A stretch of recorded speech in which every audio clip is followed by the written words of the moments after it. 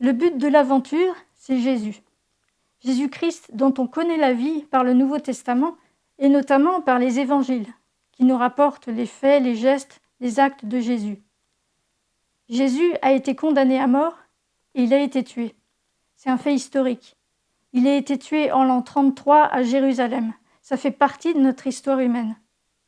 Et nous croyons à sa résurrection parce que des témoins de ce temps ont rapporté ce qu'ils ont vécu, ce qu'ils ont vu et entendu. Et ces témoins, nous les croyons. C'est là-dessus que tout se base. On peut être touché par beaucoup de choses qui sont en relation avec la foi.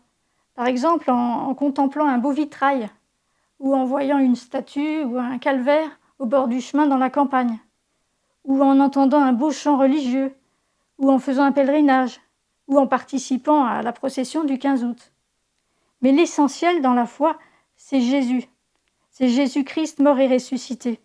C'est ça qui fait battre le cœur de la foi chrétienne et qui fait battre notre vie de croyant. Alors le résumé de la foi chrétienne, c'est ça. C'est Jésus-Christ mort et ressuscité pour chacun d'entre nous, chaque membre de notre humanité, pour nous faire participer à sa vie éternelle si on décide de devenir son disciple. Saint Pierre le dit, cet homme, vous l'aviez cloué, vous l'aviez tué en le clouant sur le bois, et Dieu l'a ressuscité. C'est de la résurrection que tout découle. Saint Paul le dit, si le Christ n'est pas ressuscité, notre proclamation est vide, et votre foi est vide. Si on retire la résurrection, il n'y a plus rien. Alors le but, c'est de faire entrer Jésus dans ma vie. Et c'est d'avoir confiance en sa présence à chaque instant, quelle que soit ma vie et quelles que soient les directions que je prends. Certaines personnes vont découvrir le Christ depuis quand ils sont tout petits, parce qu'ils sont nés dans des familles chrétiennes. Et pour eux, la foi chrétienne est familière. Pour d'autres, ça peut se faire à n'importe quel moment, par un geste, une parole qui les touche. Et ils vont découvrir que la source de ce geste, de cette parole, c'est Jésus.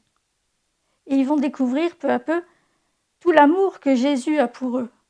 Et que cet amour, il est là depuis le début de leur existence. Jésus peut nous toucher à 3 ans comme à 96 ans. C'est comme une petite lumière qui est en nous et qui va peu à peu prendre de la place avec les moyens qu'on va se donner. Et peu à peu, elle va finir par tout irradier, toute notre façon d'être. Cette bonne nouvelle de Jésus-Christ, elle a été proclamée dès le début, depuis les premiers jours après la résurrection. Et elle est faite d'ailleurs pour être proclamée. Ça a commencé par les apôtres, puis les disciples et tous les convertis de tous les temps, dans tous les siècles. Et ça continue aussi avec nous. Ça forme une longue chaîne qui passe dans tous les pays.